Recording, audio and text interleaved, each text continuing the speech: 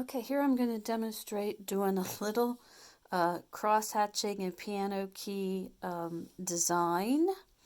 And we're going to start by traveling down.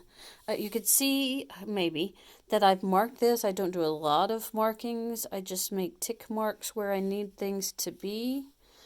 And so I'm going to come down this line and stop at my dot. And then I know I want to be at this large mark in the center because I'm going to make a curved line.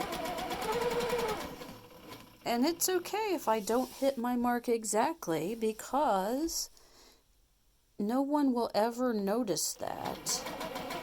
It will look fine from a distance no matter what. Okay.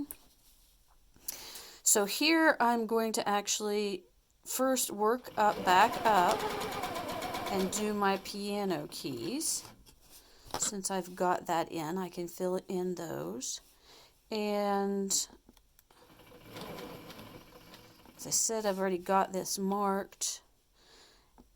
When I'm doing these short piano keys, I figured out to just go up and back instead of doing all the traveling in the design, and then later saw that Judy Madsen actually recommends that, because if you're doing it in the border especially, then your traveling is all outside in the what will be in the binding seam allowance. So I'm just coming down and going back, and it gives you, she says it gives you good definition, which it does. So I'm glad to see that I happened upon something that somebody who really knows what they're doing agrees with. And, you know, if your spacing is not exact, it's still okay. I mean, I'm doing this and talking at the same time, and that's not the easiest thing in the world. And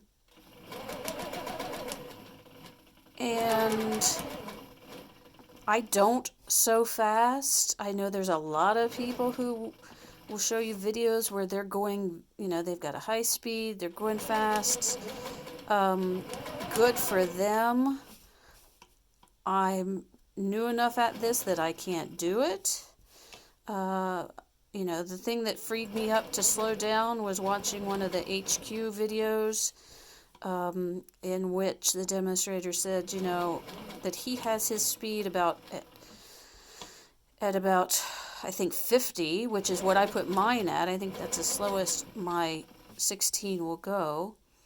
And so I was like, yeah, that works good for me. I'm in stitch regulation mode, so that's why everything looks so nice.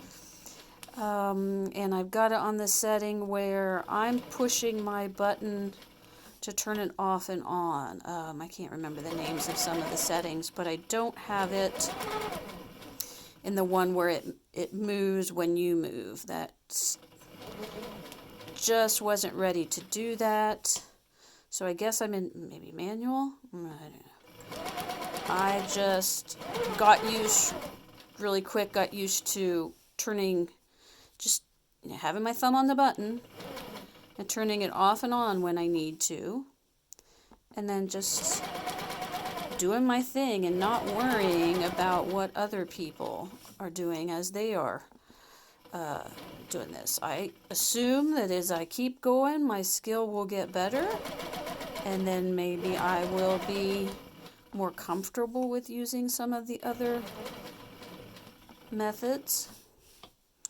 Maybe I won't. Maybe I'll stay in stitch circulation and using my button all the time. I don't know. We'll see what happens. And my last little tiny one just to make it look good. Okay. So now I want to go back down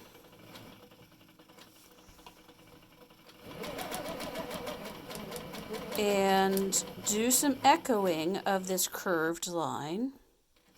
Come back down one more. Get my curved ruler out here, so I'm just on that edge. So I'm going to do a 1/4 inch echo. Just come up to where my foot reaches the other line, and then come back down. And I'm going to tell you right now that I know that I should be using the Surefoot. I'm using the other one. I have not had problems with it, and the Surefoot was not working on a ruler that where you go to the inside of a ruler down a channel, and so this one fit that ruler, and I just got used to using it, and I've been doing okay with it. So use your Surefoot. Do as I say, not as I do, apparently. Now, for a short little distance, like 1/4 of an inch, I feel okay using the curved ruler just to help me guide me down my traveling line, okay? And we're just making these lines so that we can have this cute little crosshatch, curved crosshatch. I love the curved crosshatch. I can't help it. 1, 2, 3, 4, 5. I think that's all I'm going to go on that. I'm going to come back down, travel along my seam, travel back up to here,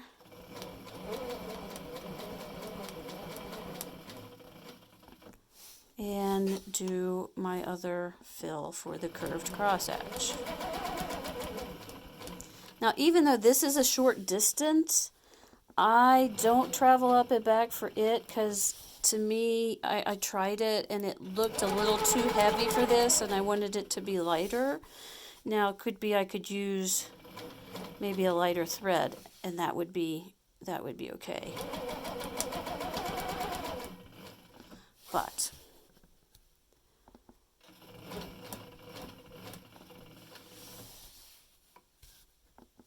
that is what I did with this. And, you know, you can see that this is not perfect by any means. Here, let me pull this thread out. And we'll let you get a look at that. That's what it looks like. It's kind of cute. It's not a big deal. Give it a try.